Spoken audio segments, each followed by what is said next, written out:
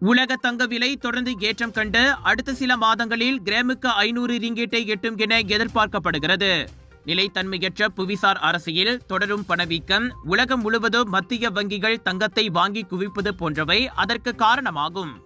குறிப்பாக சீன நாட்டு மத்திய வங்கி தங்கத்தை வாங்கி குவிப்பதில் படுதீவிரமாக உள்ளதாக MGA எனப்படும் மலேசிய தங்க சங்க தலைவர் டத்து லூயிஸ் யிங் கூறினார்.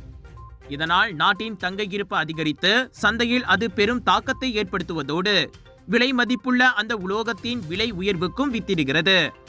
அமெரிக்காவின் வர்த்தக கொள்கையும் இங்கே ஒரு முக்கிய பங்கை வகிக்கிறது. குறிப்பாக தங்க இறக்குமதி வரி பற்றிய கவலையால் லண்டனில் இருந்து நியூயார்க்கிற்கு தங்க ஏற்றுமதி அதிகரித்து உள்ளது. இச்சூழ்நிலையானது உலகளாவிய வர்த்தகத்தின் இயக்கவியலில் பெரிய தாக்கத்தை ஏற்படுத்தி தங்கத்தின் விலை உயர்வுக்கு பங்களிப்பதாக லூயிஸ் கூறினார். பணவீக்க அழுத்தம் மற்றும் மத்திய ரிசர்வ் வட்டி விகிதங்களில் எதிர்பார்க்கப்படும் சரிவு ஆகியவையும் சேர்ந்து தங்கத்தை மிகவும் கவர்ச்சிகரமான, அதுவும் நாணய மதிப்பு சரிவுக்கு எதிரான முதலீட்டு தேர்வாக உருவாக்கியுள்ளது. தங்கத்தின் விலை தொடர்ந்து அதிகரித்து வருவதால் அதனை முதலீடு செய்வது மதிப்புள்ளதா என்ற கேள்வி எழுகிறது என்றார் அவர். MGA-வை பொறுத்தவரை குறிப்பாக நீண்ட கால முதலீடுகளுக்கு தங்கம் ஒரு நிலையான சொத்தாக இருக்க வேண்டும். ஒருவேளை பணவீக்கம் தொடர்ந்து அதிகமாக இருந்தால் அல்லது பொருளாதாரம் நிச்சயமற்றதாக இருந்தால் தங்கத்தின் விலை மேலும் அதிகரிக்கும் சாத்தியம் உள்ளது.